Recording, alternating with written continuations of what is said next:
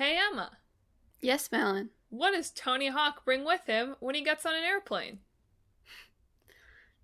Oh, I don't know. What does he bring with him? His Carrion skateboard.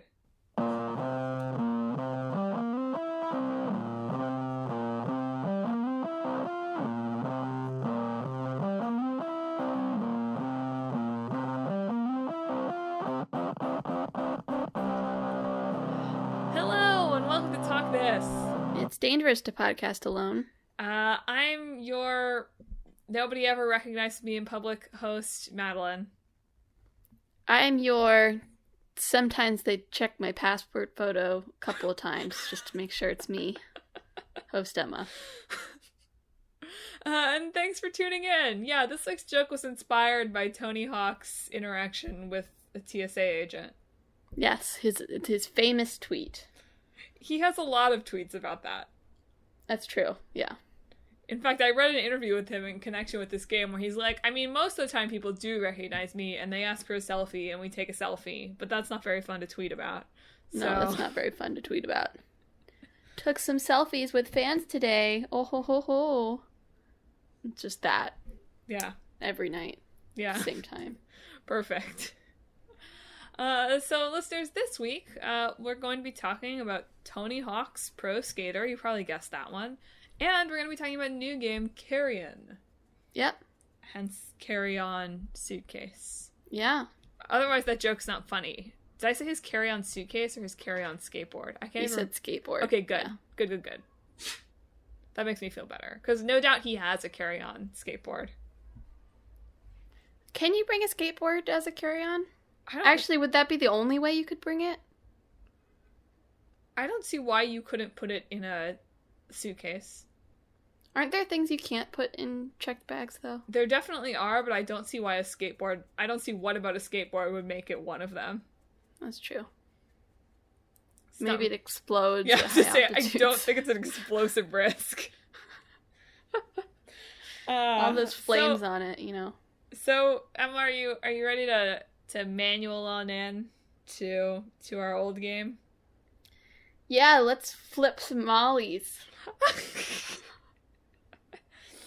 So Tony Hawk's Pro Skater, the first one, came out originally in 1999 for the PlayStation, developed by Neversoft, and published by Activision. And eventually, over the next couple of years, it also came to N64 and to Dreamcast, and technically also to Game Boy Color, although it's not really the same game on Game Boy Color. Well, yeah.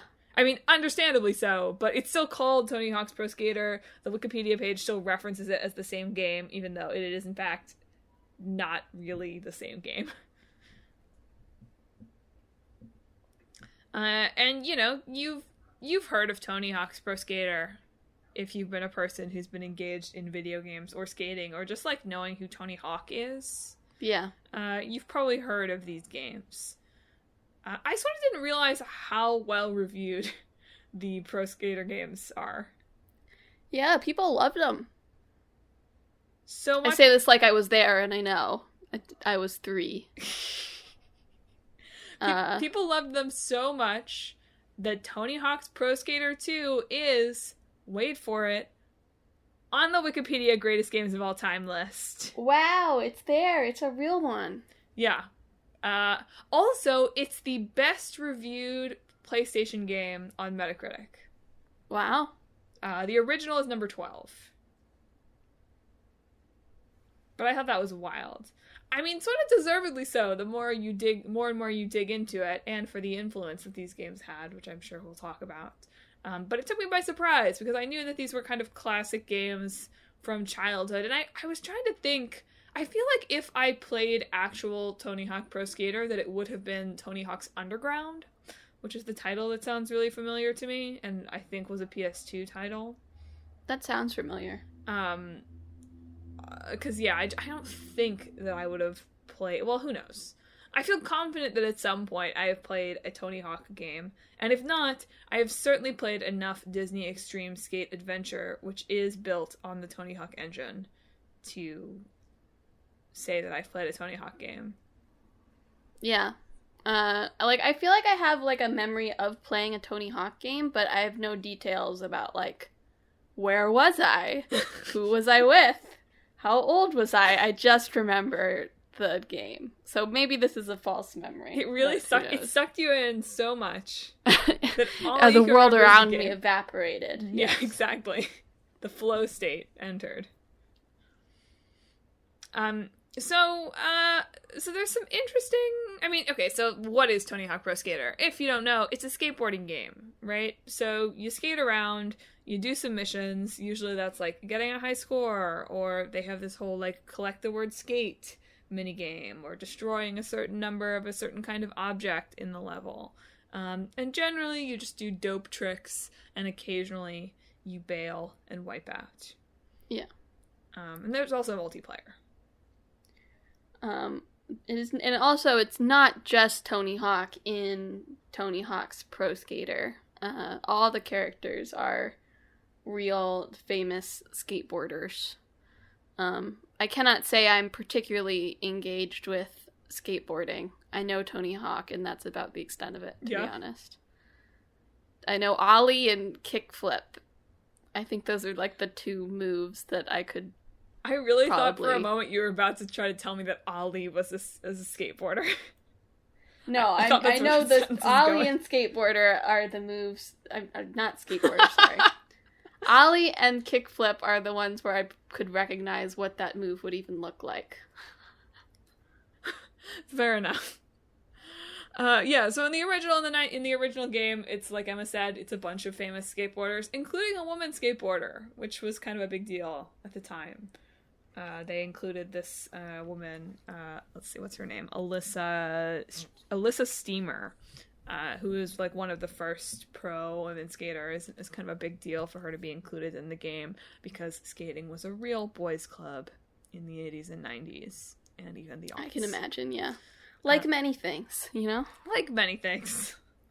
But there's, I think the development history of Tony Hawk's Pro Skater is kind of interesting. So I want to do a little walk down memory lane of how they developed this. Sure. So in these like early 1999, Activision thought that skating games were going to be a growing kind of potential market after both Sega and EA had released skating games in the past year or so. Sega as an arcade game, EA for consoles. And so they tapped Neversoft, who had never made a sports game before, but they had just made kind of a neat third-person shooter that Activision was impressed with kind of how fast and cleanly they've been able to make it. So they said, okay, you've never made a sports game, but you're going to make us a skating game. It's just funny how much more Wild West game development feels just 20 years ago. They're just like, you made a game with guns. How do you feel about skateboards? Yeah, when I read about, I'm not sure this is the right term, but when I read about, like, development from, like, back then, it sounds like there's just, like, big companies doing, like, a lot more, like, contracting smaller companies. Yeah. I guess. I mean, I know they still do that now, but it feels like a lot of big companies also have at least some, like, in-house team where it kind of feels like they just didn't, and we're like, we want this game made. Let's find Who's somebody gonna to make it for us? Yeah. Anybody? Yeah. So anyway, the Neversoft team, over the years of making Pro Skater, evidently became very into skateboarding, which I guess makes sense. You kind of have to, yeah. But at first they didn't really know anything. They didn't know very much about skateboarding, so they would use their lunch breaks to go play. They'd go to this is the anecdote that I read. They would use their lunch breaks. They would go to the bowling alley kind of nearby that had an arcade, and they would play Sega's Top Skater, which is the skating game that Sega had released, at the arcade, kind of as research. And also they watched a bunch of X Games. And that's all you need. Yeah, and their big takeaway from that, well, that's not all you need. That's what we're going to talk about next. So they played a bunch of that Sega game, and they thought it was too linear, which, if you've played Tony Hawk, makes a lot of sense. Like, in the arcade setting, you're kind of much more on rails, apparently. I don't know, I didn't really research Top Skater, so I'm going through assumptions here. But in all the Pro Skater games, much of the joy of it is that you can kind of skate around how you want to skate around. And they all have free skate modes if you just want to, skate and be a skater boy.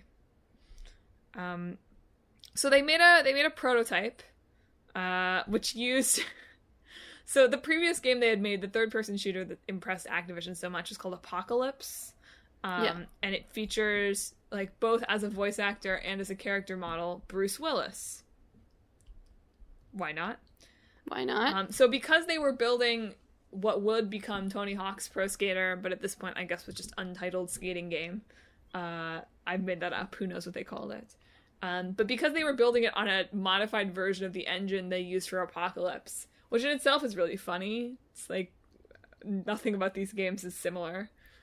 You have your in-house engine. But because of that, for the prototype, they used their Bruce Willis character model. That's great. So after they made the prototype, they realized, like, they needed somebody who knew something about skateboarding. Honestly, maybe they should have just gone with Bruce Willis. Bruce Willis is Pro Skater. Yeah. I mean, Tony Hawk is very cool, but there's some novelty. It feels like there's a novelty lost, It does feel like Bruce Willis should have been an unlockable character, except that, of course... Yeah. Like a bonus character. A secret one. Yeah. Like Jack Black. Jack Black is a secret bonus character in the first one. Feels like they should just have been trying to use their Bruce Willis model as much as possible, is all I'm saying. You have it now. Might as well. I feel like probably Bruce Willis would have had to give permission for that. Do you say Bruce Willis doesn't want the kids to think he can do some sick kick flips? Is that what you're saying? This is big, like, hello, fellow kids vibes that I'm getting right now. Anyway, so after they made the prototype, they realized they needed somebody who knew what skateboarding was, and probably the folks at Activision were like, it would be good to have a name attached to this, I'm sure. So they set up a meeting with Tony Hawk, and Tony Hawk had, like, the reverse Steven Spielberg playing E.T. reaction, in that he liked it a lot, and he was impressed by how much the team seemed to be, like, into skateboarding, and so he, like, signed on to, for his name, and to, like, assist with the development. Yeah. And savvy businessman that he is, he rejected an offer to, like, get a one-time lump sum to license his image forever, and went for a royalty cut instead, and made, like, 10 times the original offer in 2 years. Yeah. I couldn't figure out if, like, Tony Hawk's Pro Skater made Tony Hawk famous, or I have a hard time figuring out how famous was Tony Hawk before these games. I'm sure it helped him become more mainstream. Well, it helped skating become more mainstream, is the thing. There are a lot of... I was reading a lot of retrospectives about how... And even interviews with Tony Hawk himself, who said, the creation of this series, along with the creation of X Games, which started in 1995, really for the first time took this sort of niche subculture. Like, he was saying, like, there was, like, I never even considered that I could be a skater as a career as a kid, even though he became a pro skater at, like, 14. So, like, how young are we talking here, Tony? But whatever. 2 years old. At 2 years old. He had the revelation. And he was no longer a child. But, like, the X Games combined with Pro Skater created a skateboarding spectator for the first time. And a whole new audience for the sport. And basically totally revitalized the sport that in the 90s was, like, he said, like, we felt like rock stars in the 80s, and things were on the decline in the 90s, and I had a mortgage, and I was like, what am I going to do? And then X Games started, and the games started, and it kind of revitalized skating, and completely exploded skating as a community.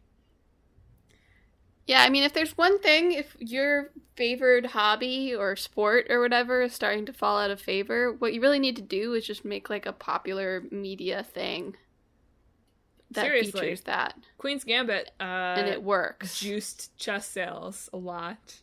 I don't know if Yeah, you've heard about you can that. look at like almost any like really popular thing that's around a hobby, and I think you would find a correlation there. It is fascinating to me that, I mean, Pro Skater is the only sports-related game that I can think of, unless SSX did something similar. I'm not totally sure, but it's the only sports-related game that I can think of that created popularity for the sport in a new way, as opposed to just trying to kind of capitalize. I mean, not that it's not also trying to capitalize on popularity of skating at the time, right? But yeah, the symbiotic relationship there is interesting in a way that is certainly not the case with something like FIFA or Madden or something like that, that is really just kind of parasitic onto the sport itself. sure. I mean, those are like yearly releases, right? But Tony Hawk is a yearly release. But the first one wasn't. You're right. But the first FIFA wasn't, I'm sure.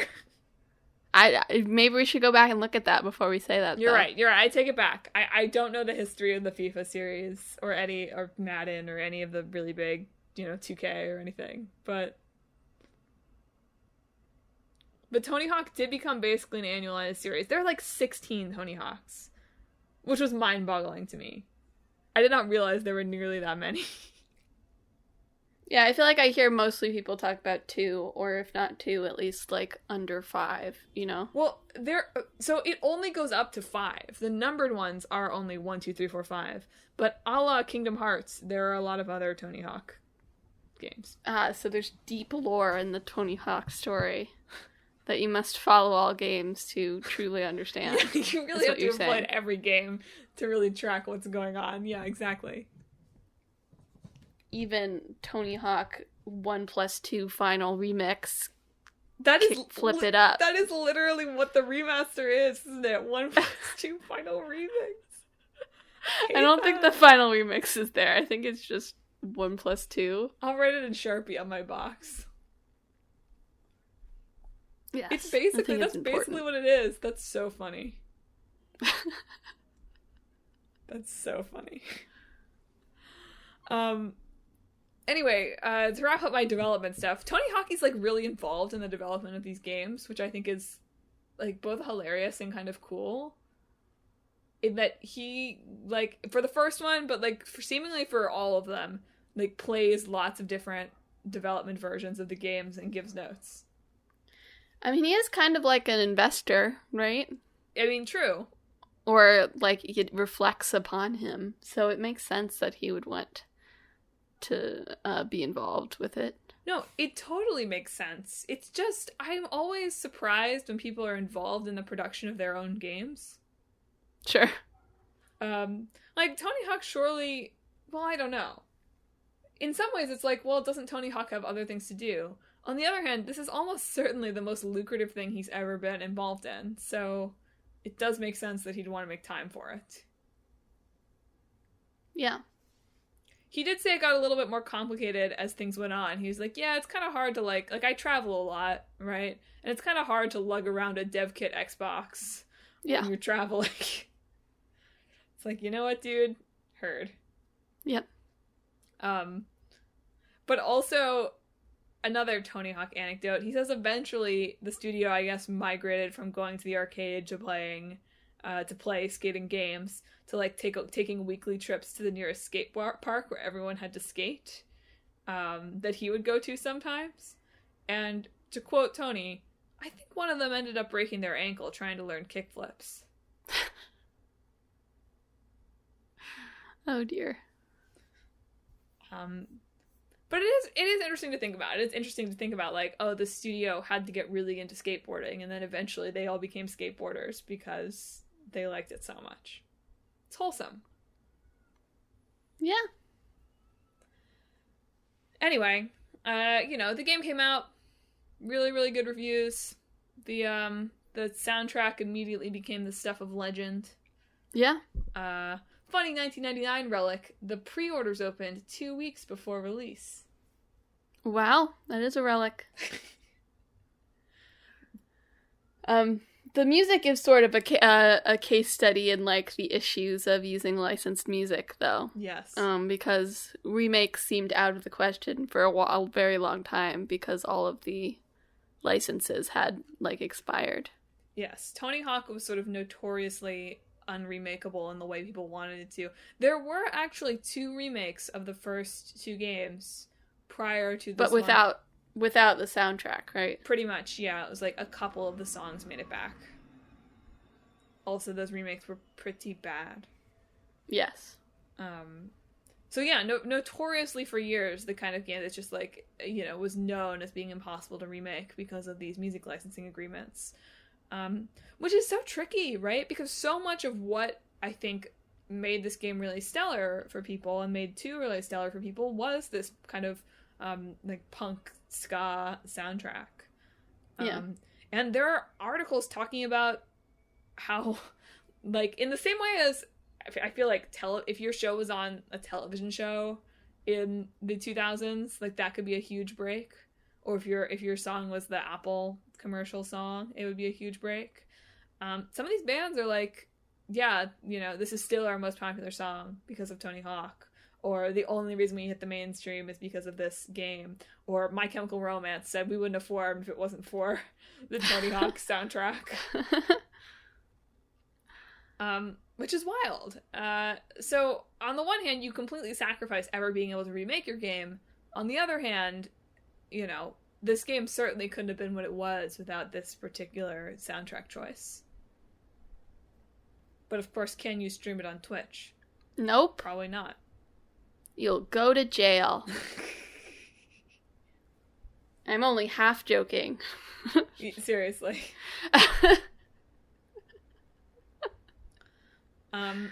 Kudos to Tony Hawk for really raising his star power just in time for the game to release. In that the summer before it came out, he pulled off the first ever 900, which is 2.5 full rotations. And so they immediately, like, added that to the game. Yeah, you gotta at that point, right? Yeah, right. And he's also beaten all of them. I wanted to throw out there. Which is something, because some of them are not good. Is the word. All you've got to do otherwise is skateboard and make funny tweets, so... He's got some time. He has 3 kids. Yeah, play it with the kids. One of his Talk kids about why it's bad. One of his kids is also a skateboarder, and I'd really like that kid to come out and be like, no, it wasn't my dad being a skateboarder, it was playing Tony Hawk's Pro Skater that really influenced me. That's the interview that I want in the world. Yeah, like, without Tony Hawk's Pro Skater, I would have turned my back on the world of skateboarding. I never would have known what skateboarding was. Introduced me to skateboarding. But yeah, and then, okay, so the second game, obviously, is like the best PlayStation game of all time, if you buy into Metacritic, right? Yeah, I mean, it's meaningful that it's at the top, right?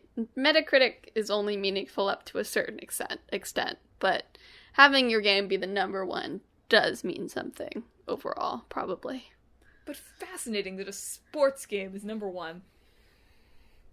Yeah, because we got all these nerds and dweebs over here. That's not what I meant. More to dunk on sports games than to dunk on nerds and dweebs.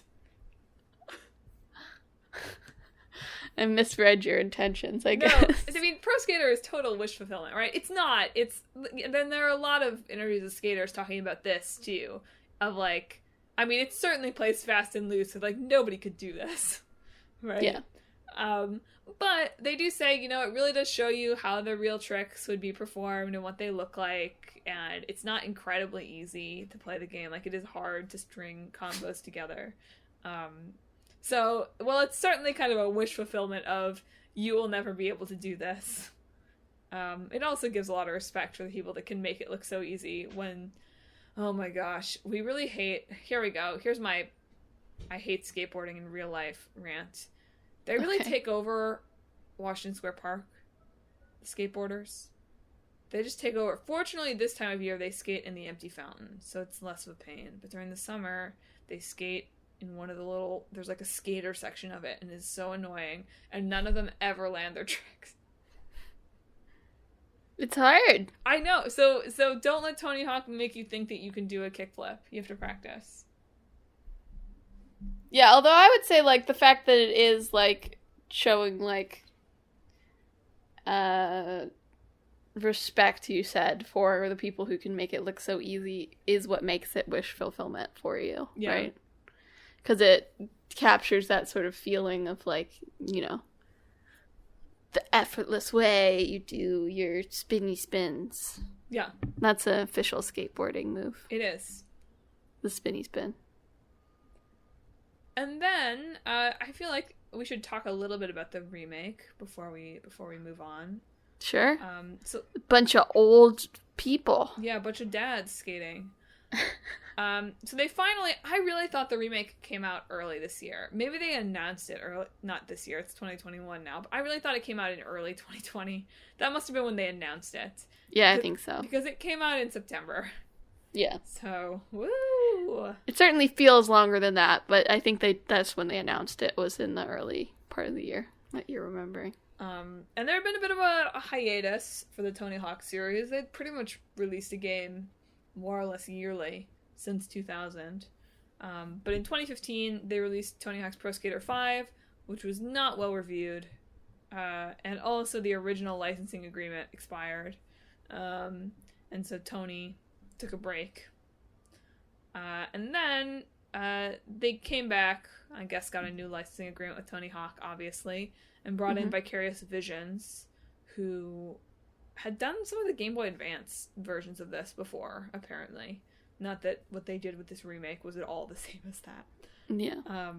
But they were able to use some of Neversoft's original code, which is sort of fun in the there was actually some game preservation that happened here, apparently, way.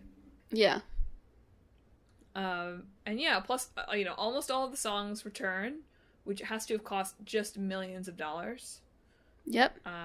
And all of the skaters from the original game return as old dudes, or an old lady, I guess, in the case of, I don't know if the woman skater is back. I assume she is.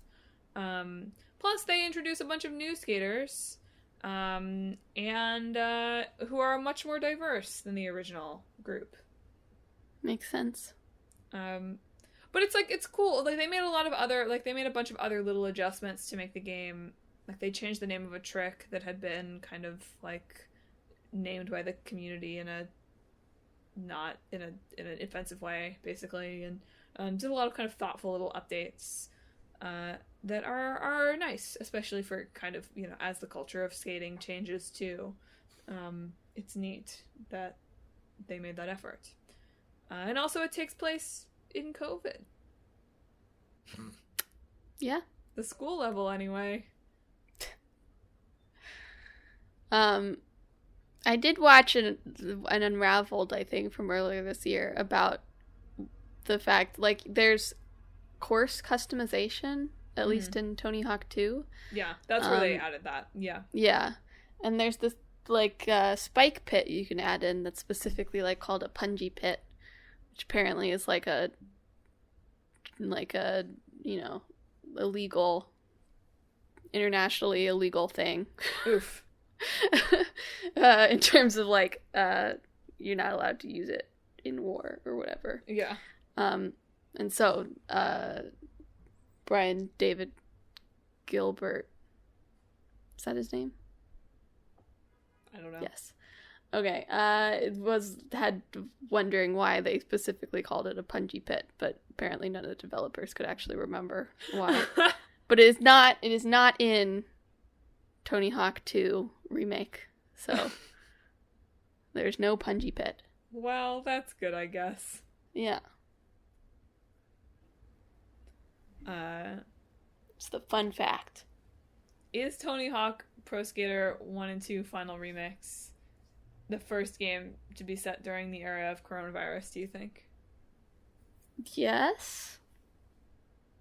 I don't know. Surely there are some other small game something. Oh, yeah. No, yeah. I'm sure somebody made a personal project. Yeah. It really does. You know what? It does a lot of world building for why you can skate around this seemingly empty area. Because everybody else is dead. No, everybody's inside going, ooh, rad, watching you skate. Ah, yes, of course. Duh. They're not dead. Come on. Isn't there like a beach level though, where there's people on the beach though? Yeah, I think it's only that one level that references it. So. Oh, I see. I don't know. I thought about getting it. I did, but I assumed it would be $60. I didn't actually look. I don't think it is. All the reviews have kind of talked me into it. I mean, this is like the best. Everyone is like, this is exactly how you do a remake. Like, it's as great as the original, but like updated for a new time. So I was like, okay, kind of sold. Where's my Disney Extreme Skate Adventure remake? Seriously. I watched a speedrun of it a couple weeks ago. Basically, you just do a lot of kickflips. It's more or less the strat. It's $30, at least right now. Dang.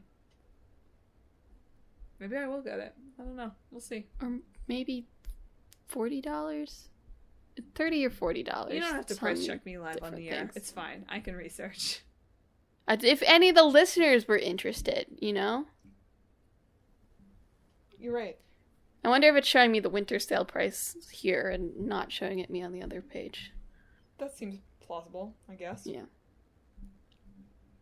But alas, in the remake, bonus unlockable character from the second game, Spider-Man, does not return. Is there Bruce Willis, though?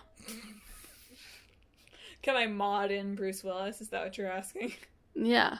Somebody get on that, please. You know what? There's a character creator, so you could probably create a character that looks sort of Bruce Willis-y if you wanted to. Discount Bruce Willis, yeah. Sure. Die hard on a skateboard. Shmoosh Schmillis. Well, speaking of dying, are you ready to talk about Carrion? Sure, let's talk about Carrion. Okay, so Carrion is marketed as a reverse horror game from Phobia Game Studio, published by Devolver Digital, that was released in July for PC, Switch, and Xbox One. And if you like the Vania designations, it's a Metroidvania. And Emma can't even make fun of me, because that's a real genre. I wasn't gonna make fun of you. That is a real genre. So she can't be like, Madelyn, stop adding Vania to everything. It doesn't make sense, Fallon. It's become the gate suffix of game genres. If I made a skating game, would it be a Hawkvania? You know, that sounds cool, at least. That one I think is dope. I think we can keep that. A Tony Hawk-like. Hawk-like is just an adjective, you know? Yeah, but that's not... It could mean it's like a hawk. That's not what we're trying to go for. That's what I mean. I mean, that's why you have to do Hawkvania, because Hawk-like doesn't work. You're right. I understand what you're saying now. Yeah. Anyway, we're talking about Carrion now. So Carrion is the game that I played. I probably could have gotten away with being like, I played Disney Extreme Skate Adventure, but I felt like that was lame. So I did get Carrion and played a couple hours of it, I guess, last night on Switch. And basically you play as this like big red tentacle monster dude slithering around in some kind of research facility, eating people, getting bigger, getting more powers as you go. Yeah, they were researching you specifically, and you've broken out of your research tank. You don't enter the research facility yourself necessarily. Sure. You're trying to make your way out of the research facility. This story is not especially central here, so even if you decided that you slithered in and decided to ignore that story beat, it would not really. So you just anything. Closed your eyes for the first minute. Exactly. Okay. That's an interesting way to play a game. Even if you were getting a snack while the opening cutscene played and you didn't. Don't you have to break out of it yourself? Yeah, you do. I know. Even if you were walking around. If you're getting a snack and just pressing X on your controller, I understand. Yeah. Okay. I do that sometimes, during cutscenes. Some of us are wont to do. I didn't do that, to be clear. I don't want that to be like, I didn't do that. Let's see. The big good thing about this game, and the reviewers agree with me, is the movement is dope. Mm-hmm. Because you really just, like, your monster has all these tentacles, so it can just, like, move all over the place. There's no platforming or jumping or anything like that. It can just crawl and slither and be cool. It's got little grabby arms. Grabby. It is very grabby. Maybe that's what I'll call him from now on, the grabby monster. Yeah. And so, yeah, over time you get other powers, and you get bigger. So, like, when you're big, you can, like, bust through certain doors. When you're small, right now, what can I do? I can shoot spider web, and I can turn invisible when I'm small, but only when I'm small. So sometimes you kind of have to, I'm not really clear how it happens. So you, like, split off some of your body mass to sit in a pool for a little bit. Well, you have to be a smaller size. Yeah, I really don't like the idea of, like, little small tentacle monster. I think that's scarier than big tentacle monster to me. A little bit. Imagine, like, centipede size bloody red tentacle monster crawling on, like, out from under your desk. Look, I hear you that's gross. That would not be worse than a giant one. I don't think so, because the giant one, like, it's immediate fear, right? Like, but the small one, like, you look at it for a second, and then you look at it, and then you realize, like, what it is, really, and then you are afraid, and then it murders you, I assume. Look, I like the way you're talking about this from, like, a horror movie's cinematography perspective, but the little one, you at least could feel like you have the possibility of crushing with your foot. I don't know, it's got all those little tentacle-y things. I don't think you can crush it with your foot. But you would at least think, if it were me, I would think that I could. Whereas if there was one that appeared that was even, like, small dog size, that would be worse. But even that is scary, right? Like, there's the contrast, like it's just a weird spider, and you go to stomp on it, and then, like, it shoots up the tentacles at you. That's scary, you know? You go immediately from, like, big confidence to dead. But with the big one, you just go to dead. Yeah, that's why it's less scary. I guess so. You don't have time to feel scared. You feel that immediate shock of fear, and then you are dead. You've thought about this a lot. I thought about it just right now. Also, I don't like the centipedes that are in my apartment. See, mine was coming from the perspective of having thought a lot about, you know, preferring bugs to rodents. And yours seems to be coming from pure centipede horror. I guess so, yeah. Anyway, I am enjoying the game so far. It is pretty easy, which, to be honest, is part of why I'm enjoying it. Because I'm certainly not, like, what you do in the game it's pixely, by the way. A lot of the reviews really highlight this as being, like, a disgusting game. I don't know. I find it hard for pixel art to be really, Does it sound gross? Some people are more affected little. by the sound effects. It's not that bad. The people, you know, do the whole, like, it's like the Wilhelm scream. They're like, ah! It's not, like, serious. I didn't mean, like, screaming. I meant, like, attacking or, like, your movement. Does that sound gross? I don't think so. This maybe ripping the people in half, you probably get a kind of a, like, a I don't want to do it, like a sound. But yeah. I don't think that there's gross sound with your movement, because that'd be a bad design choice. Because all you do is move. Anyway. It doesn't have to be a bad sound to be gross, just to say that, but yeah. That's sure. fair. Anyway, what I'll say is I was initially kind of skeptical about buying this game because I was like, oh, it's a horror game and it's called Carrion and it's about, like, a meat blob and it's gonna be gross. And I'll say, one, it's not scary. The reverse horror angle is a great marketing tactic, but this is not a horror game. I would say. Anyway, we can debate about what a horror game is, perhaps. Sure. But I would not describe that, other than the trappings of a lot of B horror movies, I would not describe this as evoking a sense of horror in me as I played it. Yes, you're right. I find the meat man from My Hero Academia scarier than what I've seen of Carrion. Correct. I agree with you. That is the correct assessment. But it's a clever marketing tactic, you know? It's a really pingy way to pingy, pithy way to talk about the game. It immediately gets you interested. Like, kudos to them for coming up with such a bite-sized elevator pitch, even though it doesn't really capture what the game is.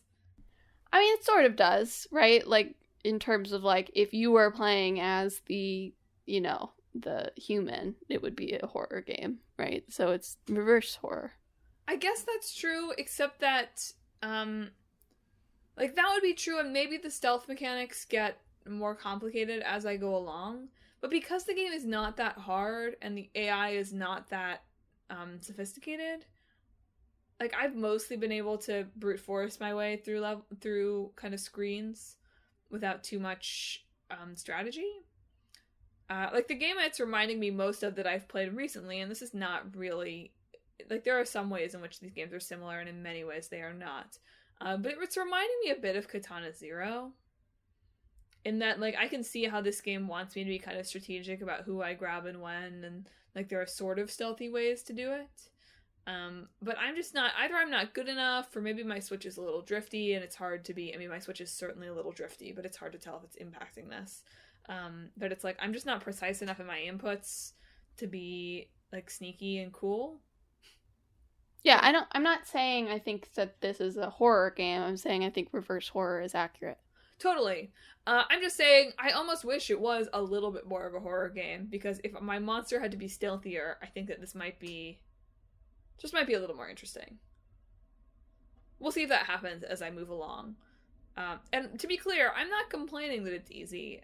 Like, I'm feeling good about the fact that I'm able to mostly fly through this game. But on the cons side, there's no map, which sucks. Ah, yes, the Vania part. Stop that. I mean that.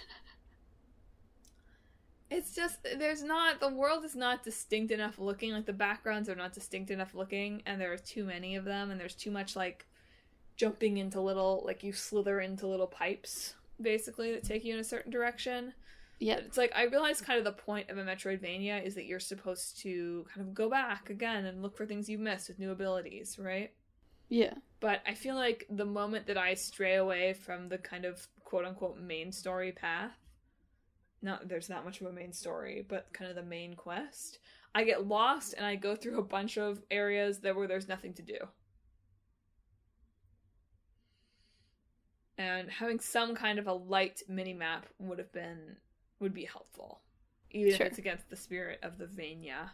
It is sort of also against the spirit of it being like a big monster of destruction. It could be, but it's also just like keeping a map for itself. Part of its like brain ability could be that it remembers things better than I could. I guess. Just, it feels a little off, that's all. I understand why they didn't include it. I do too, but it would have made the game more pleasant for me. And even if it would have taken away a little bit from the, I don't know, realism of it, like, that's fine. Even if there were maps printed on the walls somewhere. Yeah. I mean, does it actually encourage you to go back to things you've already done? So theoretically, from what I've read, and I found one of these by accident, there are 9 kind of extra special abilities that you can find. Okay. So, sort of. See, that also kind of feels against the spirit. I don't know. It kind of feels like it should be progressing you forward a lot more. Well, it is. It is progressing you forward. These are like 9 extra abilities on top of the ones that you need. I mean, like, relentless. Like, it should be pushing you, like, relentlessly forward, is what I mean. Oh, it is not. Yeah, that's what I was saying. Yeah. That feels like a strange design choice to me, to make, like, things you can find. Yeah, I do think it would feel tighter to me if it was just like, you're going, puzzle, puzzle. Yeah. Because, yeah, sometimes I just get disoriented, and if I miss where I'm supposed to be going, it's hard, basically.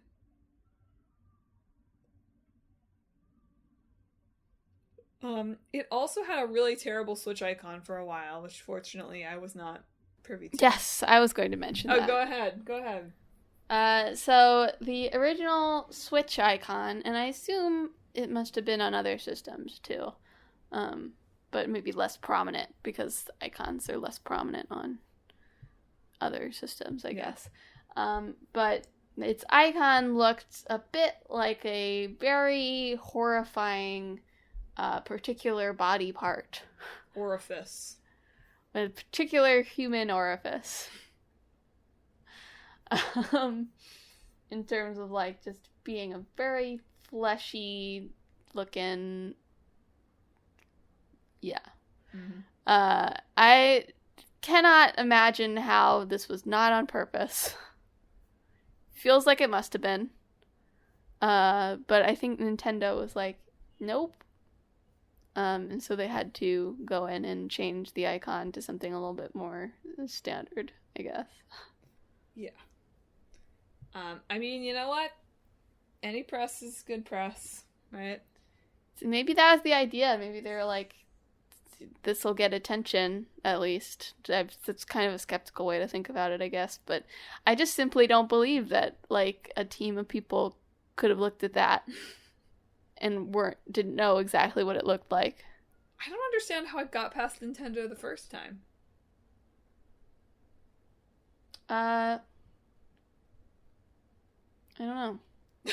Like, that's my question is, okay, so fine, maybe if I acknowledge that I don't know how big, Phobia is a Polish game studio, I don't know how big they are, I don't think they can possibly be that big. So it's like, fine, you know, half a dozen people looked at it, and they were all so but Devolver published it, is the thing. You're right. There's no way that people at Devolver didn't also look at it, and I don't believe that people at Devolver didn't know what they were looking at is the main issue. Yeah, it's just... I don't know anything about the development studio, but I'm sure Devolver knew what that looked like. That's their brand. You know what, that's fair. But then yeah, I don't understand how it got listed in the eShop with that to begin with. I mean, it's just some oversight, I guess. I guess. The old people at Nintendo didn't think about it. I guess so. That's what's wild. It's like, if there hadn't been a bunch of press about it, probably nothing ever would have happened. Yeah. Well, overall, as my first game for the podcast of 2021, I would recommend Carrion. It's $20 right now. I think it's on Game Pass. If you have Xbox Game Pass, I would definitely recommend playing it. It might be cheaper on PlayStation right now, too, because their sale's still going on. It's not on PlayStation. It isn't? Nope. Wow. Never mind, then. Right now, it is just PC, Switch, and Xbox. I just kind of assume that all these games are on all systems. I know, I'm like, if it's on Switch and Xbox, it's definitely also on PlayStation, but it's not. Unless it's Ori, is generally my thought. Like, Ori I know is just on Switch and Xbox, but I just assume that everything else is always, like, on all systems. Nope. So, yeah, it's on PlayStation, and it's free, because you can't play it. Yep. But yeah, if the price came down to $10, it would be a definite recommend. Because it's fun, it's satisfying, and it's not that hard, so that for me makes it feel extra satisfying, because you just get to kind of roll around giant meat tentacle ball eating people. Yeah. But yeah, at 20 I'd be like, well, if you're into it, if it sounds interesting to you, go for it. But yeah, like, catch it at a sale. It's definitely worth it at a sale. So ready to tentacle these two together? I'm ready. Give me your idea. You are a horrifying flesh monster, who, like, one day from your like experiment lab thing, catches a glimpse of the X Games. No. And you watch someone do a 90, and you're like, wow, skateboarding seems really cool. And so you break out of your containment cell, and go learn the art of skateboarding to become the best there ever was. Okay, so that's interesting. It's kind of in a Metroidvania capacity, right? Sure. Of, like, instead of, like, in Carrion, you, like, there's, like, big test tube things that you shake and then you squeeze in and you come out with new abilities. So instead, the idea is that you are, like, catching different X Games and learning skills from that as you, I don't know, are you skateboarding? Like, where is this monster? I just assume that, like, that's the inciting event, is the monster breaking out. And then it's, like, about... And it doesn't have to look like the monster in Carrion. It's just some sort of, like, non-human thing. Yeah. Ideally, that's a little gross looking. But, like, the inciting event is breaking out, and then it's all about, like, learning how to skateboard. With your, like, using your inhuman abilities to your advantage.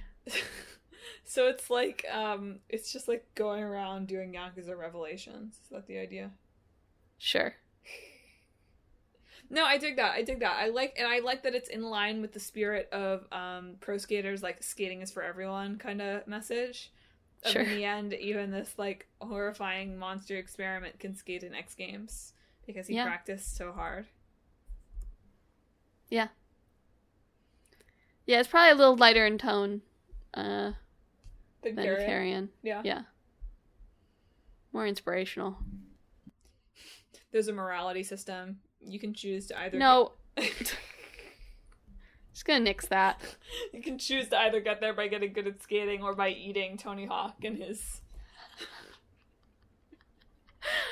And all his skating abilities become yours. Yeah. Is that what you're saying? No morality system. This is a pure-hearted game. It's inspirational.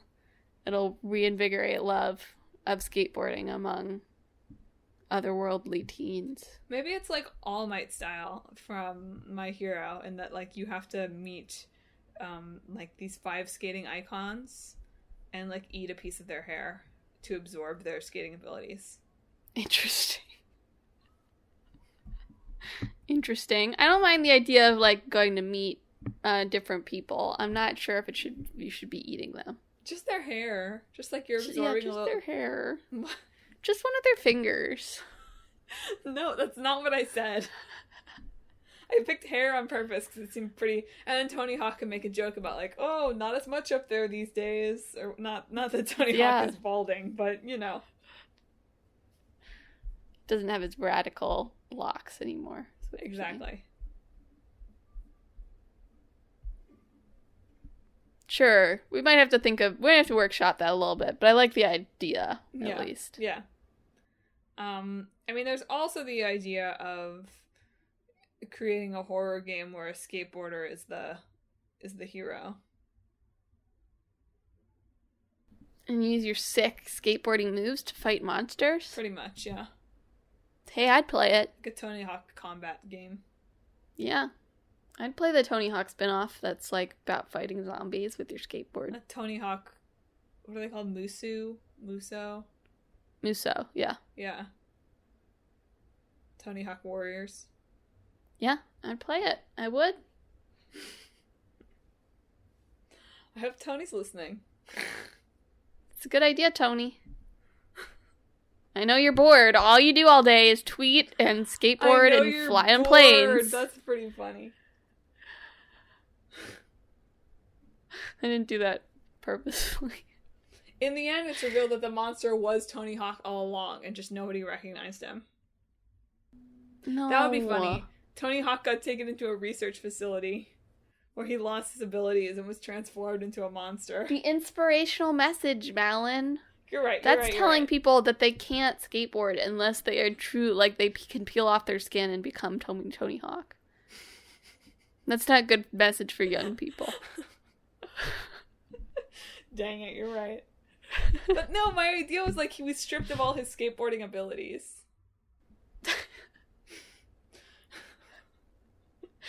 Amnesiac Tony Hawk. Tony Hawk's nobody. No, not amnesiac. That's not the thing. They were like drawing his blood to try to see like if they could like create like a Tony Hawk serum to make his skateboarding skills was stored in his blood. Yeah, if he like learned it so much that it was like in his DNA. So they extract all his DNA from him. Well, they make a mistake. They make a mistake and they accidentally extract something important. So he has to like unlock his skating abilities again. Yes, they accidentally cut out his skateboarding organ. Yeah. That way we can have like a weird organ as the cover art. Great. Great, I love it. Love that idea. Oh, I take it back. Oh, man. I think the first one is, well, to be honest, I think the Tony Hawk Muso is the Muso. I keep wanting to say Musu, but it's Muso. Is by far the most promising. But that's fine. That's not as much of a mashup as the other one, though. It's not really a mashup, except that you're fighting monsters. Yeah. I guess that's the idea of, like, you're the Muso games are because you're really powerful, right? Yeah. So I guess that does kind of carry over from Carrion. Yes. And the skateboarders have tentacles. Just because. Why not? Anyway, listeners, do you have fond memories of playing Tony Hawk Pro Skater at some point in your youth? Have you met Tony Hawk? And did you recognize him when you did? Have you ever had an experience where an unidentified slithery thing with tentacles appeared of a varying size? And did you feel that it was scarier at the size it was, or that it would have been scarier if it was larger or smaller? Please keep that to yourself. I don't want to know about it. If you have thoughts on any of those things except your bug experiences, hit us up on social media. We are on Facebook, Twitter, Instagram, and YouTube at Talk This Podcast. So follow us there for all the action. And yeah, share with us if you think that Tony Hawk is really a tentacled creature inside the skin of a man. You should also check out our website, www.talkthispodcast.com, where you can read all about the show, check out the games that are in the hat that Emma's about to pull from. Emma, did you refresh the hat? I did. I refreshed it. Wow, so this is going to be very exciting. And also check out the blog, where you can read long-running series Click Like Boyfriend, where my boyfriend is playing through the Kingdom Hearts series, and Split Screen, where we are watching My Hero Academia and Coffee Prince. And finally, and most importantly, if you enjoy the show, you should subscribe. We are on Apple Podcasts, Google Podcasts, Stitcher, TuneIn, Spotify, Pandora Podcasts online and on the app, Overcast, Pocket Cast, anywhere you can find podcasts, you can find Talk This. So next week is going to be a side quest, right? We're back to the beginning of the side quest rotation. I'm kicking around, although this has nothing to do with current events. I just thought of it when the Game Awards happened, and it hasn't been my turn since then. But I'm kicking around the idea of what would make a good Game Awards show. Sure. Whether that will be the final side quest topic, I'm not sure. But listeners, that's something that I'm finding as an interesting thought experiment these days. But now, for our next main episode in 2 weeks, I'll throw it over to Emma and the hat. The virtual hat. Yeah, so for our old game, we'll be talking about Paper Mario. Nice. I saw a great screenshot of Paper Mario looking at the Carrion Switch icon. I don't love that. He looked very happy about it, because like on the Switch screen. I don't. Okay, I don't Paper love Mario, nice. And our new game. And our new game is going to be Bug Snacks. Yes, an excuse to get it. Tune in for 30 minutes of Madelyn singing the Bug Snacks theme. Yes, and then we are immediately pulled off every platform for copyright infringement. It's very exciting stuff.